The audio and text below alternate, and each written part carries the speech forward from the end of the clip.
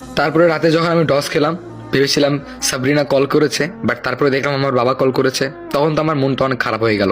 তারপরে আমি আবার বিছানায় গিয়ে শুইলাম। তবে আমার কিছুতেই ঘুম আসতেছে না, কেন যেন বারবার মনে হচ্ছে হয়তোবা কল, হয়তোবা মেসেজ দিতে পারে। আর যদি একবার আম্মু জানে তাহলে তো অবস্থা খারাপ হয়ে যাবে।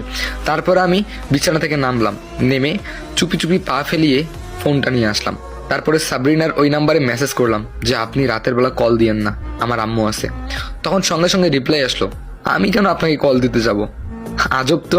তখন আমি বললাম যে ও আচ্ছা, মানে সরি, হ্যাঁ আমার কেন যেন বারবার মনে হচ্ছিল যে আপনি আমাকে কল দিবেন, সেজন্যই বললাম।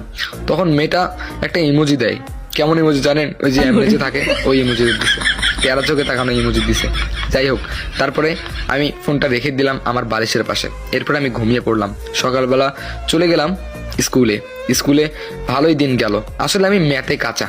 তারপরে ম্যাথের যে স্যারটা ছিল সেই স্যারটা তো অনেকদিন আগেই মারা গেছে, তো এখন নতুন একটা স্যার লাগবে। তারপরে আমাকে যেই স্যার অনেক ভালোবাসতো সেই স্যার বলল যে একটা ম্যাডাম আছে, সেই ম্যাডাম নাকি অনেক ভালোই ম্যাথ করায়। তারপরে আমি বললাম যে আচ্ছা ঠিক আছে, আমি সেই ম্যাডামের কাছে পড়তে চাই। তারপরে ক্লাসের মধ্যে অনেক কয়েকজনকে বললাম, তবে তারা নাকি পড়বে না, সবাই নাকি প্রাইভেট ধরেই ফেলেছে অন্য অন্য জায়গায়। আমি তো ধরিনি, তো আমি এই ম্যাডামের কাছেই পড়বো। বেশি দেওয়া লাগবে না, শুধু মাস গেলে 500 টাকাই দেওয়া লাগবে। তারপরে আমি প্রাইভেট পড়া শুরু করলাম। আজকে প্রথম দিন, আজকে যাচ্ছি ম্যাডামের বাসায়। তবে আমি ম্যাডামের বাসা চিনি না, আমি আমার এই স্যারের সঙ্গেই যাচ্ছি। তারপরে কিছু দূর যাওয়ার পরে একটা বাসা দেখিয়ে দিল স্যার, বললো যে ওই বাসাটায় যাও, ওই বাসাটা তোমার ম্যামের বাসা, গিয়ে সালাম দাও, গিয়ে আমার পরিচয় দিবা, তাহলে চিনতে পারবে তোমাকে। আমি বললাম আচ্ছা ঠিক আছে স্যার।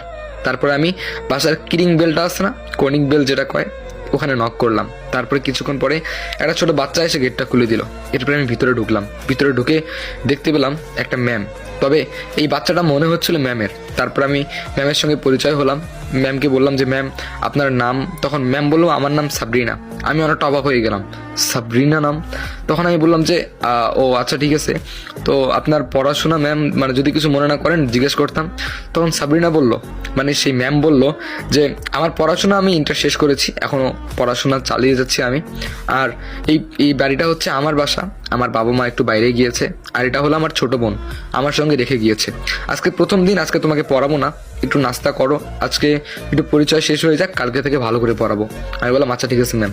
এরপরে ম্যাম বললো ওয়েট এ মিনিট, দাঁড়াও একটু, আমি আসতেছি। এরপরে আমি গাড় থেকে ব্যাগটা রাখলাম, আমার মাথায় শুধু চিন্তায় পড়ে আছে। আমি ফোনটাও নিয়ে আসিনি, যদি ফোনটা নিয়ে আসতাম কল করে দেখতাম, যদি এখানে ফোন বাজতো তাহলে আমি নিশ্চিত যে এটাই ওই কালকের এই মেয়েটাই। যাই হোক, কিছু করার নেই, আমি ফোনটাও নিয়ে আসিনি, বসেই রইলাম। কিছুক্ষণ পরে ম্যাম চা নিয়ে আসলো, চা খেলাম, বিস্কিট খেলাম, অনেক গল্প করলাম ম্যামের সঙ্গে। তারপর আমাকে বললো